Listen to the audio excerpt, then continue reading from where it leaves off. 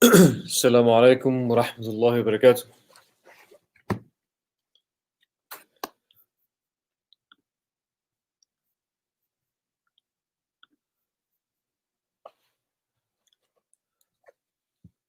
Alaikum salam. Jazakallah khair for tuning in. Just want to do a quick sound check first. Please just give me a heads up that the microphone is working and also sounds okay. And then as somebody responds to that, I'll also ask for you all to take a moment to share the feed. On Facebook, you can start a watch party, or you can share it on a page or a group that you're a part of on YouTube. You can copy the link, share it to your family chats or to anybody else who you think might benefit. And inshallah, we'll get started.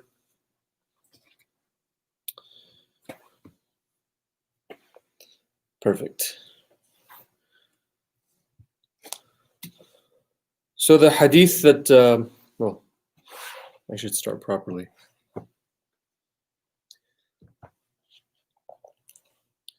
أعوذ بالله من الشيطان الرجيم بسم الله الرحمن الرحيم الحمد لله رب العالمين والصلاة والسلام على أشرف المرسلين سيدنا ومولانا محمد بن عبد الله قائد الغر الميامين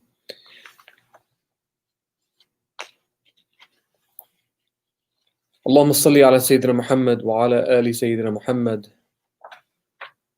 وعلى أصحاب سيدنا محمد وعلى أنصار سيدنا محمد وعلى أزواج سيدنا محمد وعلى ذرية سيدنا محمد وسلم تسليما كثيرا. Bismillah. Once again, brothers and sisters, Jazakallah khair for tuning in, and welcome to another Sunnah Session, where our intention is to spend time with the hadith, the sayings, the teachings, the Sunnah of Rasulullah sallallahu alaihi wasallam, this bedrock of action and guidance and wisdom in our deen. And today we're going to cover another hadith that is found, easily found in the collection of Imam Nawawi, but narrated primarily from the collection of Imam Muslim. So if you're looking to follow along, you want to grab your collection of Imam Nawawi, or you want to grab a just a website or something that's readily available, and search for hadith number 34. And I'll give you guys a second to do that, and then inshallah we'll read the hadith together and go through its lessons. A famous hadith, by the way, one that also comes with a pretty interesting and relevant backstory, I think, and also one that bears many secrets and beautiful lessons that sometimes get overlooked because the hadith is one of those that gets cited so often but gets analyzed very little in the modern day. So, Bismillah. عن أبي سعيد الخدري رضي الله عنه قال سمعت رسول الله صلى الله عليه وسلم سمعت رسول الله صلى الله عليه وسلم يقول من رأى منكم منكرا فليغيره بيده فإن لم يستطع فبلسانه فإن لم يستطع فبقلبه وذلك أضعف الإيمان رواه Imam Muslim. So the simple and easy translation for this hadith is, we receive from Abu Sa'id al-Khudri. He said, I heard the Messenger of God say, whoever among you sees something objectionable, then let him change it with his hand, and if he is not able, then with his tongue, and if he is not able, then with his heart, and that is the weakest iman, or the weakest of iman. And again, this is in the collection of Imam Muslim. So today, I want to go over a couple of backstories and other narrations that support the meaning here, do a little word-by-word breakdown, and then explore the the Islamic paradigm of faith that this hadith operates within and gives us insight on, as well as a little conversation on how we should actually implement this hadith, and also the point about Ad'aful Iman, and what that means for us. And then finally, if we have a little bit of time, inshallah, just a quick lesson from Surah Luqman that is related to this hadith. And I know that Imam Aziz covered that in tafsirah, so if you tuned in for that, maybe he may have gone over that ayah as well, or may not have gotten to it. So of course, there's far more to be learned in the ayat of the Quran, but I might just touch on that at the end, like I said, if you have an opportunity. So first thing is, like I said, just the background of this hadith. So Abu Sa'id al-Khudri is one of those companions that narrated many hadith, and not only did he narrate many hadith, but he did so for an extended period of time after the Prophet ﷺ. So you have to also, when you think about these hadith narrators, you have to put yourself in the context in which they are actually narrating these hadith. So when the Prophet ﷺ is around, right, and you repeat something that he says, sallallahu alaihi wasallam, number one, it just makes perfect sense for people to follow and adhere to, because the messenger is still there. And number two, if you have any doubt about what the Prophet ﷺ meant, which happened amongst the companions, right? Even as Prophet ﷺ was alive, they would have disputes and debates over matters. And what do? You just take it to the Prophet ﷺ and you ask him, and he may clarify. He might, select one perspective or the other, or he may just say, that's either way is fine. And we have examples of all of this. But now think about after the Prophet ﷺ is gone, right?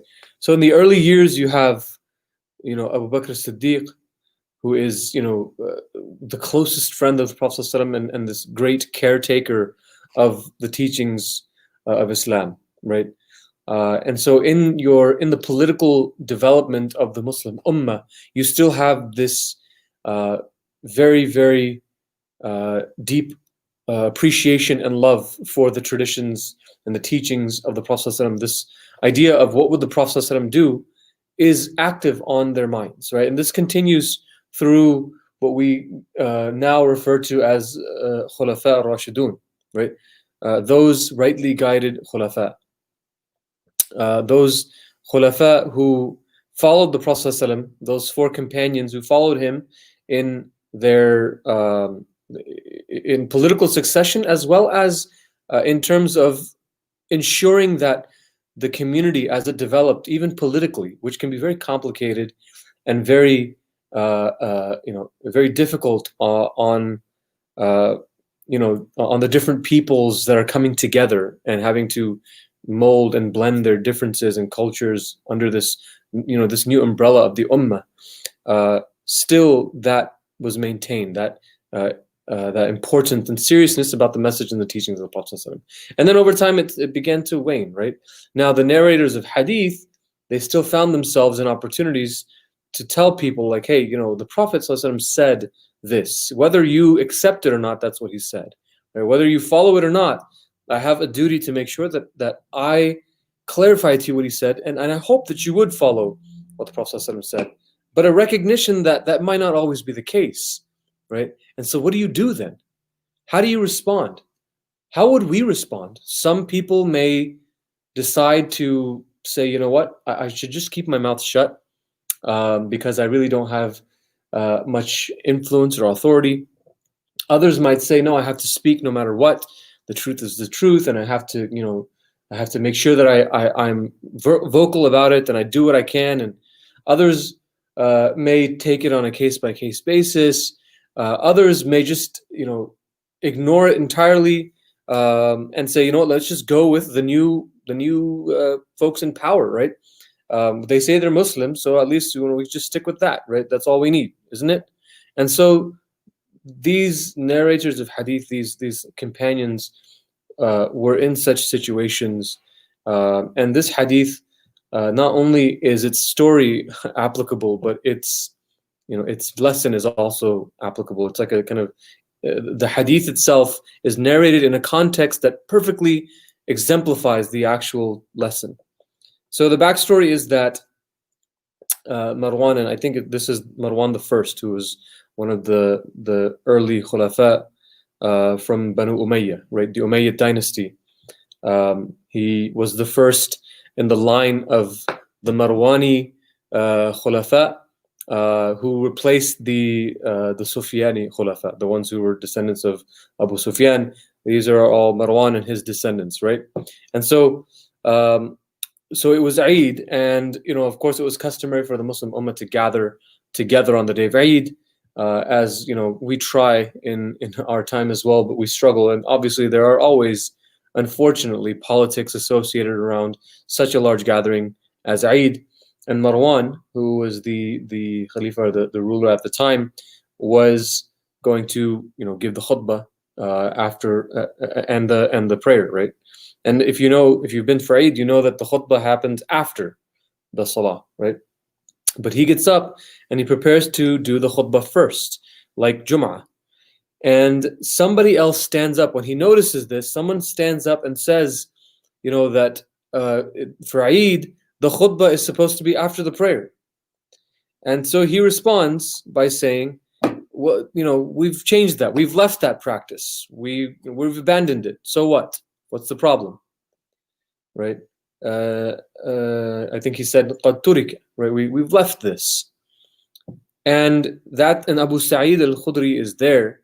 And at that point, he replies to this entire situation and he narrates this hadith. He says that, at least the man did his duty.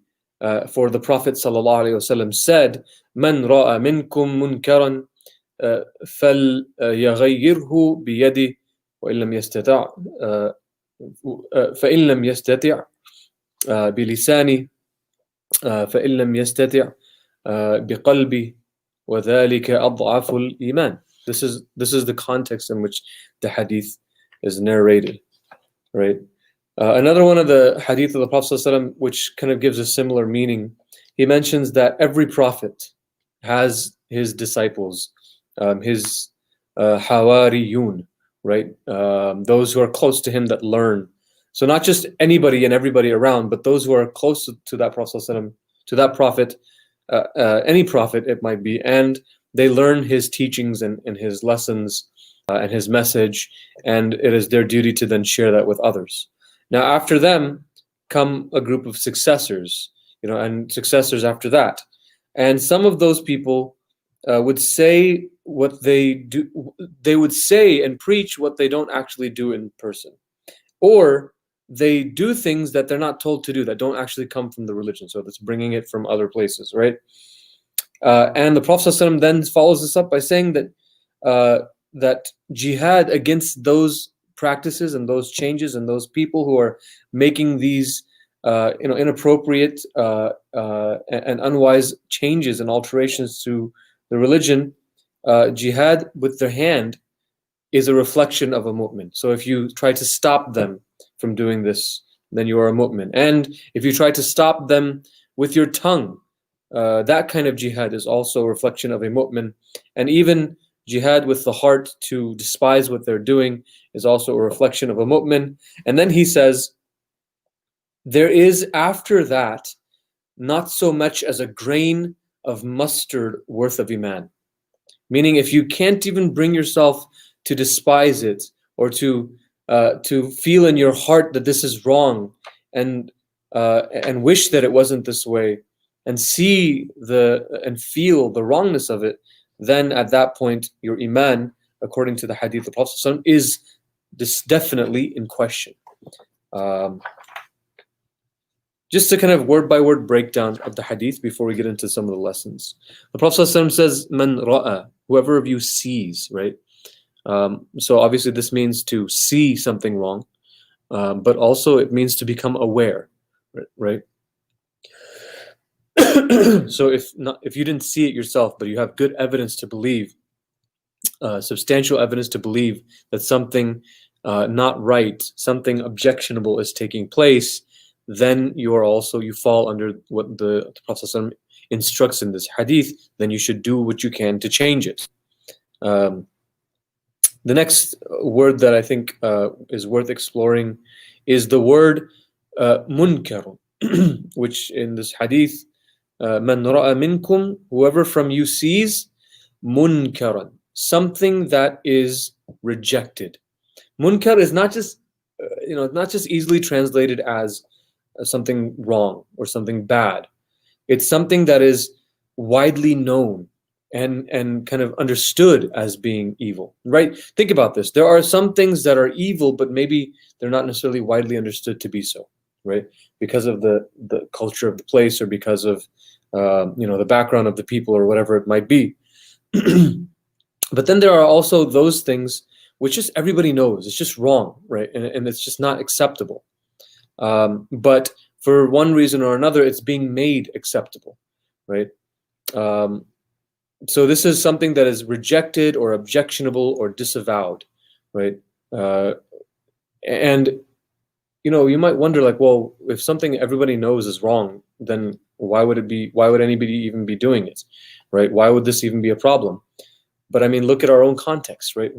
For example, do we believe that innocent civilians and children, mothers, families, do we believe that them dying is wrong? Absolutely. You ask anybody on the street, right? Muslim, non-Muslim, anybody in the United States, you ask them that question, what are they going to say? Of course it's wrong, right?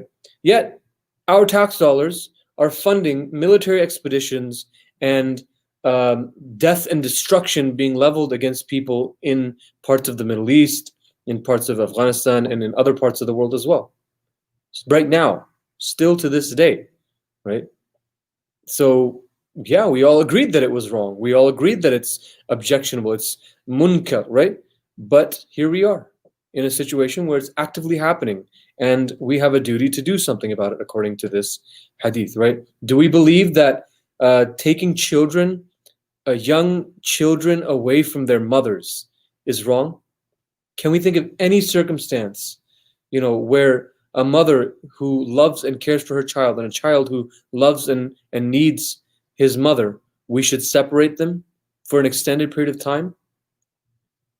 No, right? But then if you look at what's happening at the southern border of the United States, that had been happening and continues to happen, right? We all agree it's wrong, and yet for some reason, somehow we find ourselves in a situation where it's happening, and it's happening in a widespread way, right? There are so many examples of things that you ask somebody, is this wrong? Should this happen? They'll say no, right? And then people are just, allowing it to happen nonetheless. And by the way, there is a possibility for things that were generally considered to be wrong, objectionable, disgusting, evil, etc., things that were once considered in this way, to eventually no longer even be thought of in that way, right? And I think a classic example in our modern context is the way that our society looks at homosexuality, right? Not just for in the American context over the last some number of decades, but in human history, the vast majority of human history looks upon homosexual action as objectionable. Even in societies, by the way, where it was practiced and it was known, it was still widely considered to be objectionable. It was widely considered to be disavowed, right? And something that was a moral issue that should not be taking place. But now, it's the first time in history, perhaps, that people are taking this matter that we, as a human society, all consider to be wrong, and now are just okay with it, right?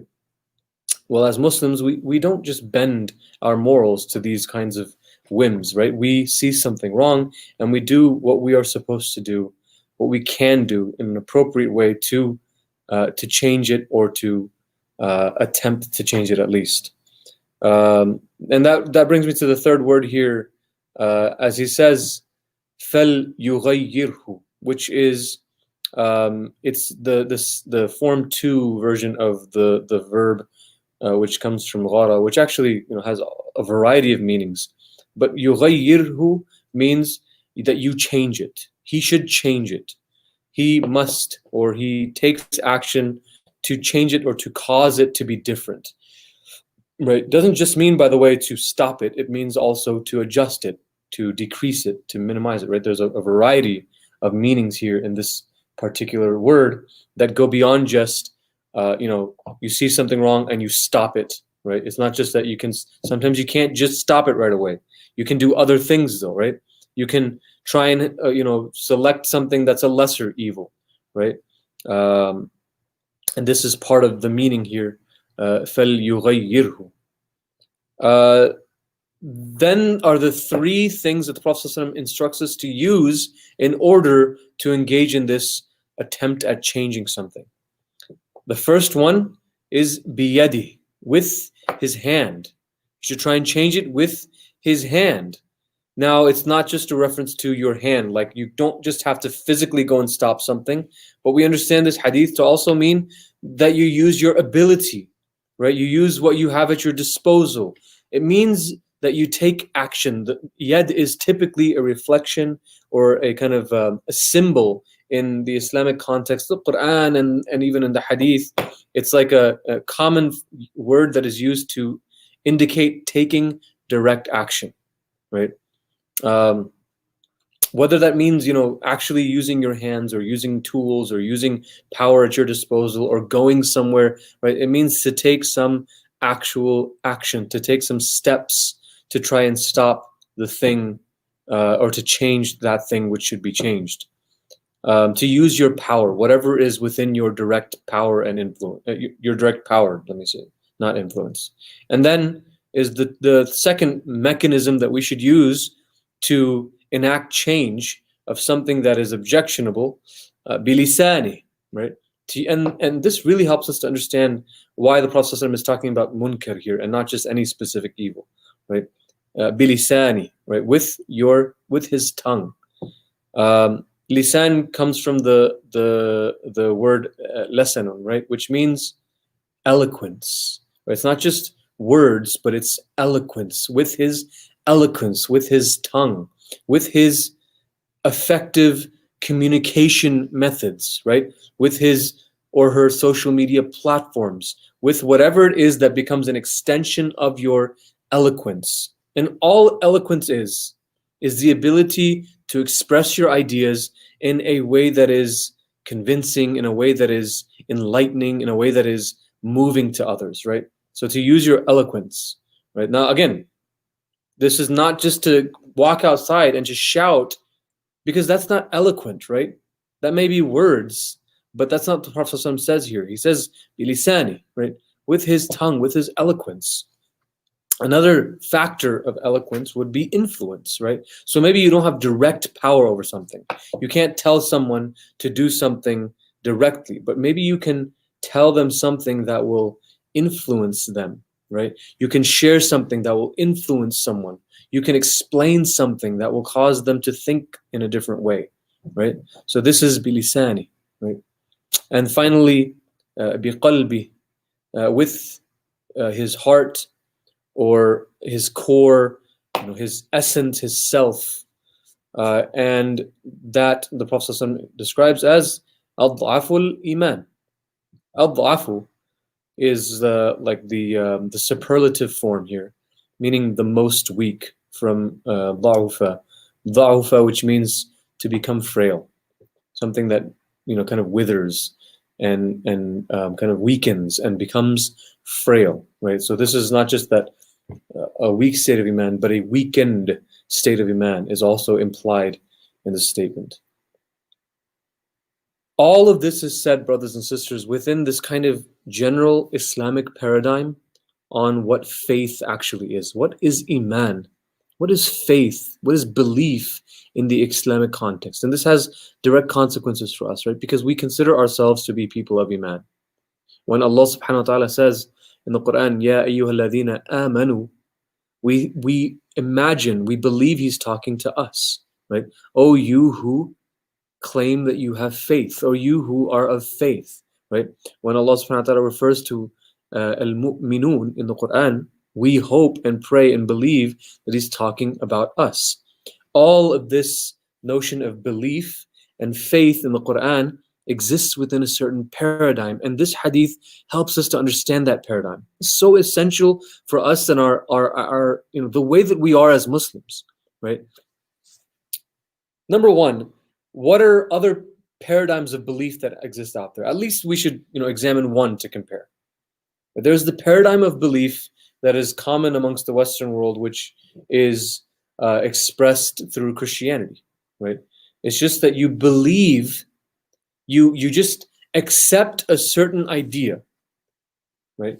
And the acceptance of idea is completely and totally what constitutes faith. That's it, right? It is in that sense a pure leap, and it has no I guess I shouldn't say it as a pure leap. Let me say that it is simply an act that is confined to one's kind of inner sense, inner self, right? Just the mind or the heart. And there's no manifestation of that belief. There is no evidence that can be true. You could see somebody walking down the street and you have no idea within this Christian paradigm whether that person believes in Jesus and the Trinity. You have no clue, and you could watch that person all day, from when they wake up to when they go to bed in the evening, right? You could watch that person in their sleep. 24-hour surveillance you could have on that person, and you might never have a single inkling that this person believes in the teachings and tenets of Christianity. So this is a paradigm of belief, right? This is one that we see commonly today, right? You could also look at like another one, like the one that is promoted, in secular and scientific cultures, where belief is simply in the affirmation of the facts that you can physically experience, physical facts, right? So I can touch this bottle, therefore I believe it to be here, right? I can see light from over there, so I believe that there must be a light bulb, right? These just very like physical facts, and nothing beyond that, right? And a lot of this is based still on like testimony. Someone says that this medicine has this effect, and you believe it, but you still believe it because you know that somebody somewhere can do some verification process, right? Now, at the end of the day, there's still a lot of belief involved here, right? But it's very, very limited. It's this is the kind of belief that you find in materialism, right? Are you shocked to hear that materialism has belief? Well, guess what? It does, right? It has to involve belief.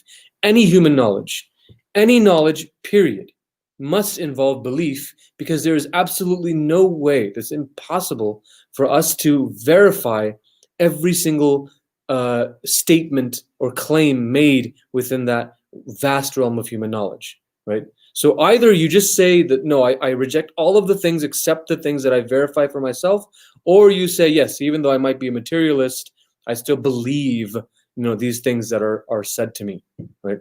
So there's belief. The Islamic paradigm of faith, the Islamic paradigm of belief, is a very, very unique and powerful one that we must internalize, because we consider ourselves to be mu'minun, people of iman.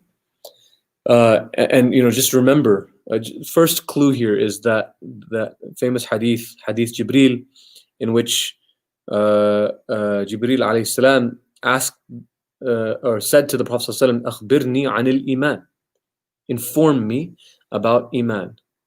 And the Prophet sallallahu alaihi wasallam says, "Tu'min billah, tu'min billahi wa bil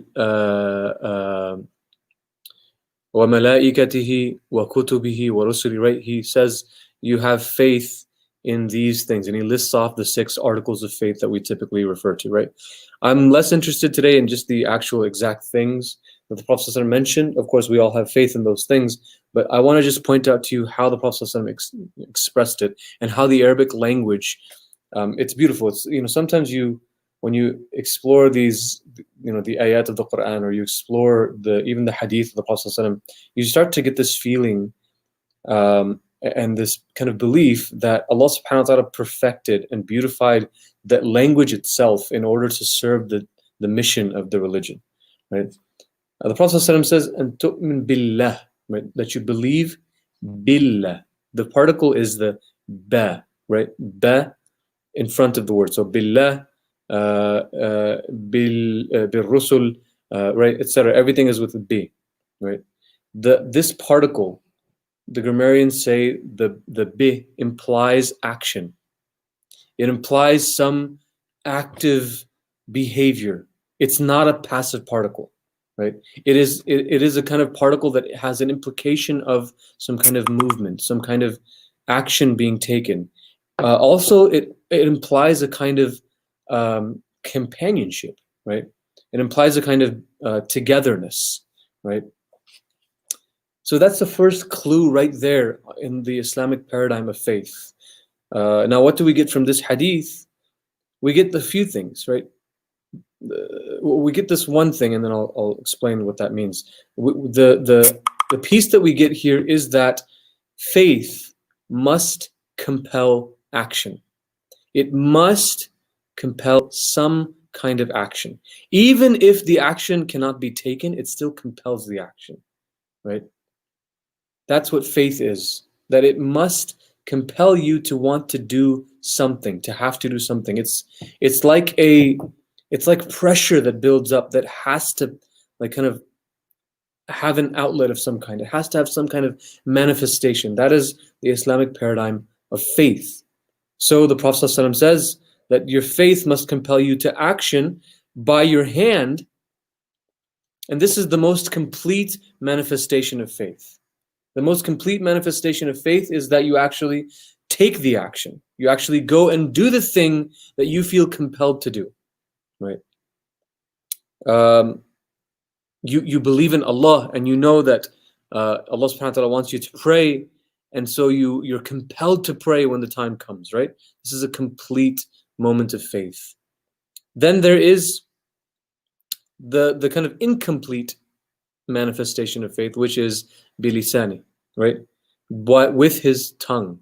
So it's through words, it's through expression, right? It's through the expression that we should pray. It's through the expression that I pray, the expression that Muslims, pray, and this is part of our faith, and this is good, right? It's not a completed action, but it is definitely indicating towards and encouraging and believing in and appreciating those actions, right? So this is an incomplete action, right? If you think about it, when you speak, though, it is some kind of action that you're taking, right? But as we always say in English, actions speak louder than words, right? The actions have more weight to them, right? And then the third is the compelling of, right? We said faith compels you to action, but there is that kind of weakest level of faith, which is where you feel compelled to act in your heart, but you are unable to actually manifest that through any speech or any action itself, any taking of the action, right? So this is like intention only. This is the intention to act, the intention to do, but not actually doing, right? These are the three kind of layers of faith that we are exposed to through this hadith. All of them indicate that some kind of action is compelled. Either it's latent through just the heart, or it's just so ready to flower into a beautiful deed that you will do, right? A beautiful action that you will take, right? There's also kind of if you examine the hadith from the opposite direction, there's also some beauty in the way that it's laid out from the weakest to the strongest versions of faith. So the first is that if you go to the heart, right, that the weakest of faith is that action that you take in your heart, that change you make in your heart. What it teaches us is that actions, good, true, pure action, they must be at least born in the heart. Whether they happen or not, they must be born in the heart, right? Then that birth of intention in the heart can be preceded by an indication and an expression that you intend to do something, right? And then finally, it can be born into a full-fledged action when the action is actually taken, when you actually do the thing that you felt in your heart and you said you want to do, and now you actually take action, right? This is insightful because some people act, right? Some people say, "Oh, I'm just promoting the good and prohibiting the evil," but that action is not born in the heart, right? There's no actual like compulsion that their faith is pushing them towards. There's no sense in their heart like I have to do this. I have to do this because it's the right thing to do. It's like almost like a reaction, right? Somebody does something you don't like and you just respond, right? These actions are not born in the heart. They're not filled with the kind of sincerity that the Prophet ﷺ is talking about here in this Islamic paradigm of faith. And then, of course, there's the opposite extreme where some people never act. There are plenty of actions that are born in the heart, but they never actually take action because they have so many different excuses that they come up with. The question on our minds when we read this hadith should be, how do I actually act upon this hadith? What can I do? What should I do? And what circumstance calls for what type of response? The Prophet ﷺ said first that one who sees something objectionable, that his first duty is فَلْيُغَيِّرْهُ بِيَدِهِ, change that objectionable thing with your hand. That means to stop it, right? To actually go out of your way and put yourself between the person and the evil that they may commit, right? You have a friend who is tempted to go somewhere, where he shouldn't be and do something haram, right? To actually stand in that friend's way because you're his friend. You tell him, I'm here, I'm standing in your way because I love you, because I know you're better than this, and I won't let you do this, right? We don't have very many friends like that, do we? We don't have friends like that anymore. And that's such a tragedy. It's such a tragedy that we have reduced our relationships with each other to be so fragile that if somebody stood in our way because they knew that we were going to take some action that we desired, but it wasn't good for us, if they stood in our way, we would just cast them aside. We would, remove them from our lives, delete their contact, block their number, shame them on social media, because how dare you stand in my way, right? Look how egotistical we've become. We propped our egos up so high that we have made it impossible for those who would actually love us to stand in the way of us harming ourselves. You can't even tell somebody, don't do this, it's going to hurt you. You can't even stand in their way. Even, by the way, not just friends, even amongst families, this is disappearing, right? And families more and more now, rather than deal with their problems as a family internally, they'll just say, you know what? I don't want to say anything. I don't want to do anything because, they're just gonna say bad things about me. Well, I'm just gonna get on their bad side. Okay, get on their bad side, but at least you stood in the way of them doing something haram, them doing something objectionable, something that would further hurt themselves, right? It takes a lot of courage to know that what you're going to do is going to be directly mocked and attacked, and you're going to be, all kinds of things are going to be said about you and done towards you, but you felt like this is something you have to do because you love this person. Even, brothers and sisters, amongst children and parents, this is vanishing.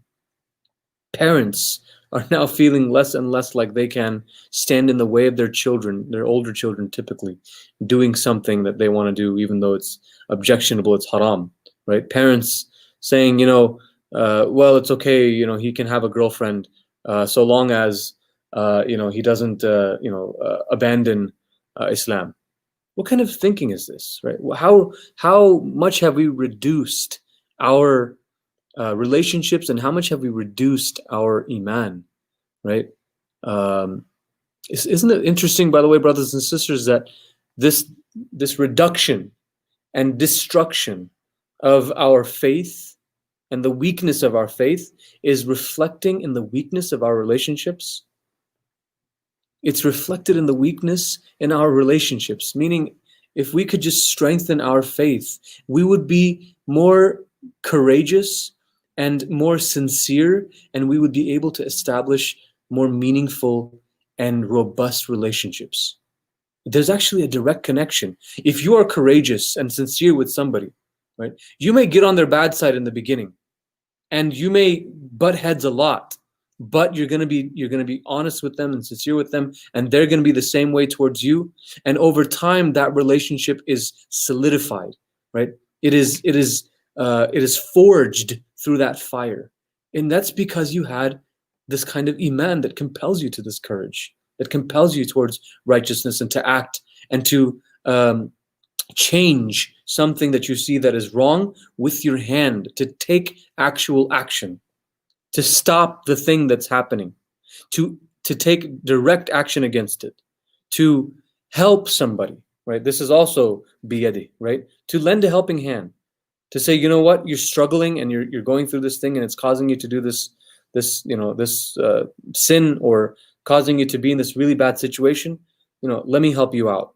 You can stay in my house, or you can come with me. I'll take you, right? To directly take action to assist. That is with your hand. To use your power. We have power, brothers and sisters. Each of us have some kind of power in some realm, right? You have power in your workplace, right? You have power at home, perhaps, or within your family dynamics, or amongst your friends, right? You have some power. If nothing else, by the way, we live in a supposedly democratic society. You have been given some power. You have the power to vote, right? It's a very diluted power, but you have power, right? Now, when's the last time you thought about this hadith of the Prophet ﷺ applying to the notion of voting? Right? If you have the power to act with your hand, yes, maybe I'm choosing between the lesser of two evils, right? But what the Prophet ﷺ say? He says, فَلْيَغَيِّرْهُ change it. It doesn't have to just stop it, but at least start doing something. Change it. Change the evil with your hand, right? And over time, you keep changing and changing and changing, and maybe eventually you'll find yourself able to completely rid the world of it. But at least start acting, right? So vote. Then brothers will say, well, it's not going to make a difference anyways. I mean, do you want to act on the hadith or not? You want to act on the hadith or not? Because here's your opportunity. Yes, it's diluted power. Yes, your vote is not meaningless, but it's one in so many million. But you've been given some inkling of power. Exercise it. Allah subhanahu wa ta'ala will at least reward you for the desire to act, to actually act, right? And certainly in terms of local elections, there's a massive influence that takes place and a lot of impact you can have if you are educated and you vote, right? So yeah, using your power, using your authority, donating. This is an action, right? You see a good cause, you see a good mission, and you take from the wealth that you've earned and you hand it over. Right? You say, just do good with this. Right? That is an action. Volunteering, right? The spirit of volunteerism, subhanAllah, sometimes in our community it's up and sometimes it's down, right? But now more than ever, we need this spirit of volunteerism, right? MashaAllah, we have incredible volunteers here at the Tarbiyah St. Thomas and Tarbiyah Institute, people who do amazing, amazing things. But sometimes I see the same faces, again and again, the same faces, and I wonder, where is this same drive and this same motivation in the hearts of others? Where is this same energy in the hearts of others? This deed that these people are doing, this is them acting on this hadith of the Prophet ﷺ, manifesting their faith in its most complete form, taking action. No action should be below and beneath you, brothers and sisters. Should never be in a position to say, well, somebody else will take care of that. I don't really have to help there, right? Take action not because you think you're needed, but because you need the actions to be taken for your own sake. So you can say, I acted on the hadith of the Prophet ﷺ. I'm volunteering. Yeah, they want me to move chairs, and I'm a PhD in engineering. Fine, but take action, right? And get involved. And over time, you'll be able to do more and do things that you're interested in. Fine, but at least don't waste the opportunities to volunteer and act. The second piece, bilisani, the examples of this would be to speak out, especially when it's not popular, right? When it's popular, brothers and sisters, speaking out really means nothing, right? It really does mean nothing. If it's popular to mock this person or attack that person or level criticisms against that person because that's what every single other person on Twitter is doing, this is not, the example that we're interested in. This is about speaking out even when it's difficult, right? Speaking out, actually, let me say, speaking out regardless of whether it's popular or not. Speaking out because it's the right thing to do, right? Also advising, like in private, pulling somebody aside and say, hey, I noticed this, and I wanted to share some advice with you. I would do this, in a different way. And, even in situations where somebody might publicize their mistake or their sin, you may have a right to criticize them publicly. They've opened themselves up to that, but it may still be more effective if you advise them privately, right?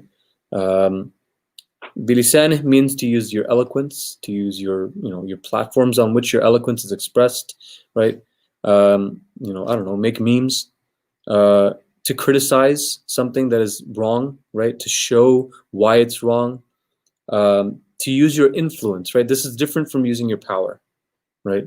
In our circles, we also have influence, right? At work, amongst our peers, amongst even those who supervise us at work, amongst friend circles, extended family, we have influence to invite people, right? To invite them to do something good or to work on some cause. Let's go to the soup kitchen. Let's go make some, care packages for folks who are homeless. To teach, right? To teach others to do good would be, a use of your tongue, a use of your expressive and eloquent ability to encourage. Someone's doing good and you encourage them because it's probably not easy to do that good, right? They used to do bad and they did one good thing, so you encourage them, right? To engage in debate, and that's for a limited scope, but when it's necessary, to be able to debate and push forth the Islamic teachings that would replace the problematic ideas and philosophies that we see around us that are causing so much harm. Also, the Prophet ﷺ says, biqalbi, right? So typically this is just understood to mean that, you can't do something with your hand and you can't do something with your tongue. And so you just despise that thing in your heart. That's definitely one meaning, to have disgust for the thing that is munkar in your heart. But it also means more, brothers and sisters. It means in your heart to hope that it will change. It's easy to just look at something and hate it. But what about looking at something, thinking it's wrong, and then hoping that it will change and get better? That would be an example of iman manifested in the heart. What about praying for it, right? It's easy to look at something and be disgusted, but then what about raising your hands to Allah subhanahu wa ta'ala? If you really think that it should change, raising your hands in private and making dua, right? Asking Allah subhanahu wa ta'ala to help to change that thing, to help to remove that evil, to help to give you the ability to use your tongue or to use your hand, right? And this leads me to the next one, which means to intend to act when you're capable. Because maybe all you can do in this moment is just to feel in your heart that this should be changed. But that should be followed up with an intention, Ya Allah, if I just had a little more influence, I'm gonna use that influence to speak eloquently about this matter.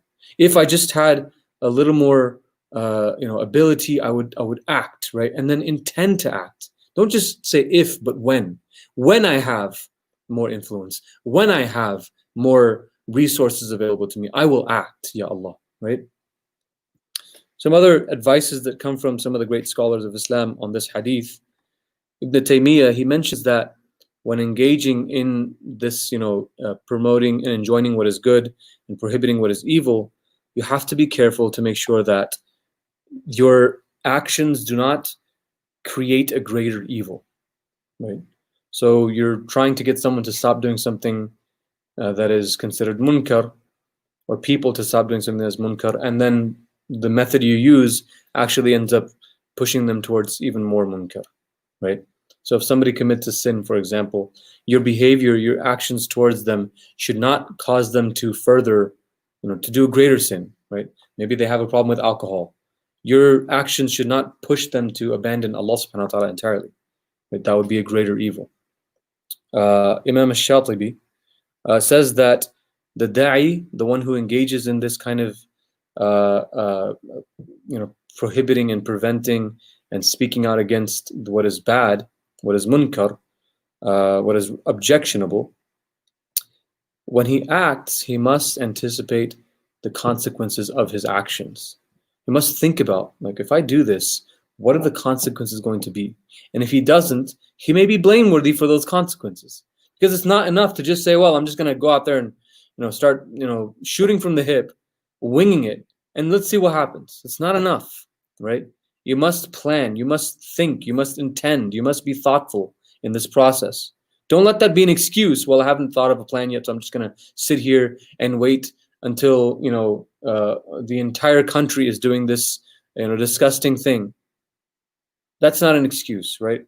And speaking of excuses, Imam Ghazali mentions that verbal abuse, or the fear of verbal abuse, is not an excuse for not doing something with your hand or with your tongue, right? It's not an excuse for not taking some kind of action to create change. And finally, another piece of advice here on how we engage in this change of munkar is to start with those who are closest to you, right? Start with your closer circle. Look around you and say, are there people in my family who are engaged in this kind of behavior? Are there people in my extended family or my circle of friends who are engaged in this kind of behavior? Can I speak to them first, right? Because if we just did that, there would be already plenty of influence and impact, right? But we don't even engage our families. We go outside, we engage other people. And one of the consequences of this kind of engagement is that we lack compassion.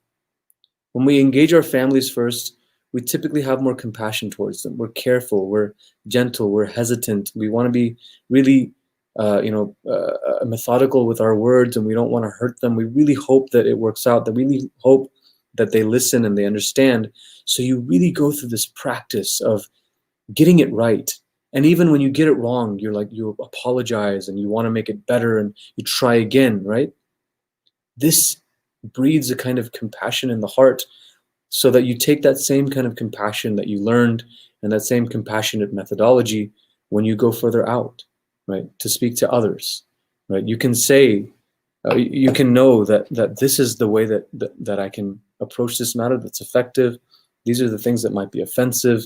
These are the things that might create a greater evil. These are the consequences that I have to think about of the different approaches I can take, right? You learn by engaging your closest of kin. And the second beautiful thing about this is that if you engage your closest of kin, even if you're not able to change everyone's heart and change everyone's mind and change everyone's actions, you will at least have some influence, and some people will be there to support you and say, you know what, this thing that you're talking about, this thing that you're teaching, it's really great, it's really beautiful, it's really important, and I support you.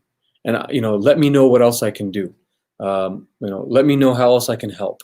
Right? Let me know if if I can go with you when you speak to that other person, or if I can help financially, or if I can volunteer at the event you're organizing, whatever it is, right? You start to gain support. Just a beautiful and important lesson for all of us to start with our closest of kin, as the Prophet ﷺ himself started his message with the closest of kin. Some lessons on the notion of ad'aful iman. The Prophet ﷺ, when he says that when you can't act with your hand and you can't act with your tongue, and you can only act with your heart, you can only despise it and feel like you want to change it with your heart, he calls this ad'aful iman. Think about that. He doesn't say this is the weakest of wealth, or this is the weakest of strength and ability, or the weakest of eloquence, or the weakest of intellect. He doesn't say any of those things. He says this is a reflection of the weakest of faith. And it's a reminder, brothers and sisters, that we might be in a position of pretty significant wealth and significant intellect and significant influence and eloquence and ability and position and opportunity. We might have all of those things, but if we have weak iman, we'll just be left with actions in our heart and no actions manifesting further. And that is a real serious indictment of us if that's all we are. If we are living in the most powerful country in the world, making, middle class or upper middle class income, if not better, and all kinds of educational opportunities and all kinds of social media platforms at our disposal, all kinds of influence in our circles at work, etc. Opportunities that come our way, businesses that we start. As a community, mashallah, we thrive in many ways. Financially, we thrive in many ways socially, right? And we show each other how we're thriving. We invite each other, and we buy nice places to live and property and land, and we have influence in the places we work, and we're in management positions, and et cetera, et cetera. Make sure that people call us Doctor This and approach us with our titles, and we have all of this at our disposal. Yet sometimes we find ourselves unable to act with our hands and unable to speak out with our tongues, and all we can do in our hearts is to say, it's just not good. Astaghfirullah, under your breath, and nobody hears you, right? This is a reflection of who we are, and it's something that we need to take seriously and consider, the condition of our iman. It's also a reminder, brothers and sisters, that weakest state of iman, at least that should exist. At least that is fard. It is wajib, right? And many people around us, because even that is under threat, because many people around us, what they do is they bend their morality to their whims. What Muslims must do, if we truly consider ourselves believers, what we're supposed to do is we bend our whims to our morality, not the other way around. We don't bend morality so that it fits, what I like and what I dislike. Because then it's not really morality for us anyways. At least it's not an objective morality. It's just, us taking our own desires as our gods. In Islam, we bend our whims to morality, and at least that is a reflection of the weakest of iman. And if we're not even doing that, then, subhanAllah, we have, as the Prophet says, we may have completely abandoned any even mustard seed worth of faith in our hearts. I ask Allah subhanahu wa ta'ala to make us a people of iman, to make us people who are able to act on our iman, to make us people who reflect this Islamic paradigm of faith where faith compels action by our hands and by our power. Faith compels action through our eloquence and our speech, and it compels our hearts to desire for a better world around us. I ask Allah subhanahu wa ta'ala to make us a people who are brave and courageous enough to act with our hands, to make us a people who are willing to sacrifice ourselves and from ourselves in order to do what needs to be done to prevent evil around us, to prevent objectionable behavior around us, and to promote goodness around us. I ask Allah subhanahu wa ta'ala to make us a people who will endure, a people who will last and survive. And I ask Allah subhanahu wa ta'ala to make us a people who have His allyship, His support, His protection through all of this. Allahumma ameen. Brothers and sisters, I've gone a little bit over time. Jazakallah khair for tuning in and listening in. I'll give a moment for questions, and then inshallah, if there are no questions, we can conclude. Oh, actually, before I conclude, I do want to say an announcement to all of you. Inshallah, October 2nd, we will no longer do this program at 9 p.m. Instead, we're replacing our efforts, because we're almost done with the ahadith that we've been covering. On October 2nd, what we will do is we'll switch to a live in-person program. And that program will take place at the Tarbiyah House in Thomas. It will be, like I said, live and in person. There will be socially distant rules social distancing rules in place. Everyone will be asked to bring a mask. Everyone will be asked to bring a prayer rug. Every family will have its own table. We're inviting the whole community to come. And it's going to be a celebration, and I really hope to see all of you in that celebration, a celebration of the return of our in-person activities at Tarbiyah House Natomas. So again, that's October 2nd. Dinner will be served, and I'm also looking for other families. Inshallah, dinner will be served this coming Friday, but I'm looking for other families to sponsor dinner at least once a month. I think we should at least have a community dinner together once a month, come together and enjoy each other's company and be able to socialize with each other. We miss the community so much. And this online thing, we've done it, but it's certainly not enough. And we have to go beyond that in a safe way. So please join us October 2nd. I will be so honored to see you all there and with your families and loved ones, your children, and to eat together and to meet with each other. And like I said, it looks like there's no questions. So with that, we can conclude. سبحانك اللهم وبحمدك ونشهد أن لا إله إلا أنت ونستغفرك ونتوب إليك. أعوذ بالله من الشيطان الرجيم. بسم الله الرحمن الرحيم. والعصر إن الإنسان لفي خسر إلا الذين آمنوا وعملوا الصالحات وتواصوا بالحق وتواصوا بالصبر. Jazakallah khair, brothers and sisters. Assalamu alaikum wa rahmatullahi wa barakatuh.